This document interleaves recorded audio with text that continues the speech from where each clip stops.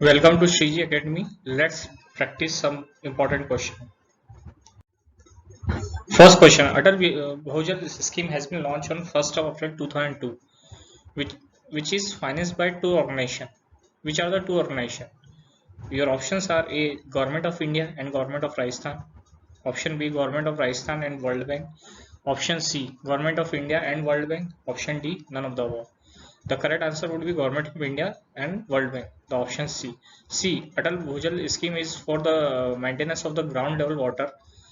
और ये जो स्कीम है ये 1 अप्रैल 2020 को लॉन्च करी गई थी। इसमें गवर्नमेंट ऑफ इंडिया और वर्ल्ड बैंक की 50-50% की भागीदारी है। तो इसमें गवर्नमेंट ऑफ राजस्थान का कुछ भी कंट्रीब्यूशन नहीं है। ये क्वेश्चन काफी इंपॉर्टेंट है एग्जाम पॉइंट ऑफ व्यू से। Which among the following is the first newspaper of the Rajasthan? Your options are Sajjan Kirti Sudharak A. Option B Rajputana Gazette. Option C Rajputana Herald. Option D Rajputana Times. C. The correct answer would be Sajjan Kirti Sudharak. This is the newspaper which was published in 1879. ये 1879 में publish करा गया था वहाँ के महाराणा सज्जन सिंह द्वारा, जो कि इंस्पायर्ड थे दयानंद सरस्वती जी के द्वारा। ये उदयपुर का पब्लिकेशन है, ये वीकली पब्लिकेशन था। राजपूताना गेजेट की बात कर लेते हैं। ये अजमेर में हुआ था पब्लिश। ये मौलवी मुराद अली के द्वारा पब्लिश करा गया था। इसके अंदर जो भी रियासतें थी उनके द्वारा जो भी उत्पीड़न हो रहा था, जो भी अन्याय उनके द्वारा करा जा रहा था जनता के ऊपर, उसको उजागर करने के लिए करा गया था। राजपूताना गैजेट, हेराल्ड्स और टाइम्स जो है 1885 को बिलोंग करते हैं। सज्जन कीर्ति सुधारक 1879 को बिलोंग करती है। राजपूताना हेराल्ड की बात कर लेते हैं तो ये भी अजमेर से पब्लिश हुआ था। ये हनुमान सिंह द्वारा पब्लिश करा गया था। और इसके अंदर जो स्कैम हुआ था जो कि बंदोबस्त नाम का जो स्कैम हुआ था उसको इन्होंने उजागर करा था। ये इंग्लिश में था। ये फर्स्ट न्यूज़पेपर था राजपूताना हेराल्ड जो है कि इंग्लिश में पब्लिश हुआ था। फिर राजपूताना टाइम्स हुआ था बख्शी लक्ष्मण दास द्वारा। तो ये जो तीनों न्यूज़पेपर है, तीनों न्यूज़पेपर अजमेर के हैं। सज्जन कीर्ति सुधारक उदयपुर का है। तीनों जो न्यूज़पेपर है राजपूताना गैजेट, हेराल्ड टाइम्स, ये 1885 का, सज्जन कीर्ति सुधारक 1879 का है। नेक्स्ट क्वेश्चन पे देख लेते हैं। Who was the first tirthankar of the Jains?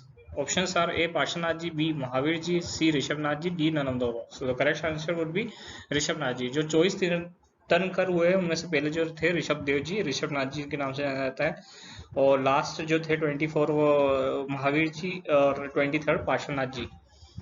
इनको डिफरेंट एनिमल्स से इनको जोड़ के इनकी मतलब इनसे इनकी जो प्रतिमाएं हैं उनके साथ कुछ एनिमल्स एसोसिएटेड है, तो उनको भी नजर डाल लेते हैं। पार्श्वनाथ जी के साथ स्नैक है, उनको उनका जो निशान है वो स्नैक है।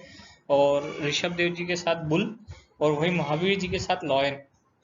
तो ये इनके साथ एनिमल जो एसोसिएटेड है वो तीर्थंकर के साथ, वो भी एक क्वेश्चन फ्रेम हो सकता है। तो ध्यान रखिएगा कि पार्श्वनाथ जी के साथ स्नैक, महावीर जी के साथ लवैन और ऋषभनाथ जी के साथ bull.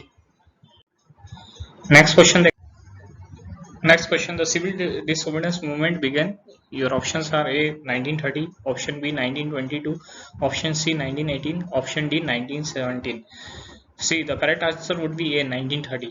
Option B 1922. It was the year when the non-cooperation movement was called off because of Chora Chori movement.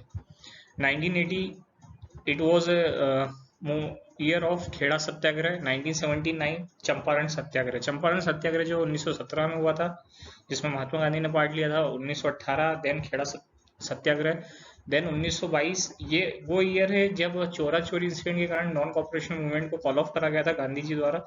और इसी साल में उनके खिलाफ सिडिशन ट्रायल भी हुई थी। एक इम्पोर्टेंट ईयर है 1920 जो मुंबई में उनके खिलाफ सिडिशन ट्रायल हुई थी। 1930 जो कि सिविल डिसोबीडियंस मूवमेंट बिगेन हुआ था जब गांधी जी ने दांडी यात्रा करी थी सॉल्ट टैक्स के विरुद्ध। If I am not wrong the date was 12th of March 1930। Next question: India first marine national park is located in? Mahatma Gandhi marine national park, Andaman Nicobar island. B Gahirmatha marine sanctuary Orissa. C gulf of Mannar marine national park Tamil Nadu. D gulf of Kutch Gujarat. So the current answer would be Gulf of Mannar Marine National Park, Tamil Nadu. It's the first marine national park, and apart from that, it's the largest national park, marine national park in India. Next question, which of the following sector is the lowest weightage in index of 8 core industry? 8 core industry जो है IAP से related है, industrial index of industrial production, उसमें 8 core industries का जो weightage है उनमें से सबसे कम वेटेज किसका है? Your options are A cement, B electricity, C refinery products, D fertiliser. So the correct answer would be fertilizer. C. Refinery product has the highest weightage and the fertilizer has the lowest weightage in the 8 core industries. Next question. Which one of the following is not function of liver? In general, it's a question in general, not specific. So which of one of the following is not a function of the liver? So your options are A. Filtering the blood, B. Conversion from glycogen from glucose, formation of RBC, D. None of the above. तो correct answer would be formation of RBC. Red blood cells का जो formation है वो liver में नहीं होता है. ये लीवर में फॉर्मेशन ऑफ आरबीसी जब होता है जब बच्चा माँ के गर्भ से बाहर नहीं आता है, इनिशियल स्टेज. जैसे ही बाहर आ जाता है तो वो लीवर आरबीसी का फॉर्मेशन बंद कर देता है. इसलिए इन जनरल ये क्वेश्चन है which of one of the following is not function of liver. So correct answer would be formation of red blood cell.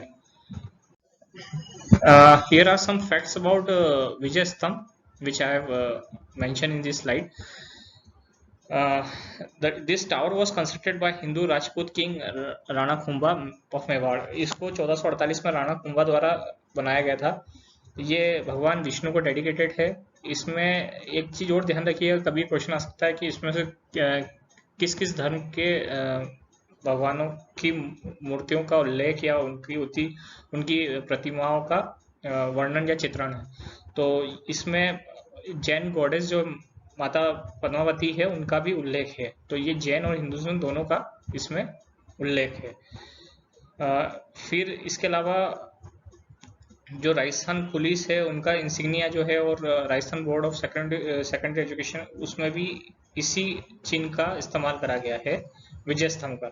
इसे अजायब घर इंसाइक्लोपीडिया ऑफ इंडियन कल्चर भी बोलते हैं और museum of Hindu gods and goddess भी बोला जाता है. इसके चीफ आर्किटेक्ट जो है मानधन थे. उसके अलावा जेता और उनके पुत्र नापा और कुंजा का भी इसमें योगदान रहा है. कीर्ति स्तंभ प्रशस्ति जो है वो 90वें फ्लोर पे लिखी गई है और उसके जो ऑथर रहे हैं वो अतरी और महेश भट्ट रहे हैं और दोनों को अभी और कभी के नाम से जाना जाता है. नेक्स्ट स्लाइड देख लेते हैं. देबल लेक जो है उसको जैसमंद लेक को देबल लेक के नाम से जाना जाता है. ये फर्स्ट और वर्ल्ड का ओल्डेस्ट और second largest artificial fresh water lake है इंडिया में, जो कि उदयपुर डिस्ट्रिक्ट में ही है और इसे राणा जयसिंह ने बनवाया था अक्रॉस गोमती रिवर के ऊपर. तो ये कुछ हिस्टोरिकल फैक्ट्स है और इसमें एक हवा महल पैलेस भी है. एक हवा महल जो सवाई प्रताप सिंह जी ने जयपुर में बनवाया था और एक ये हवा महल इस पे भी बना हुआ है जैसलमेर लेक पे भी. Thanks for watching.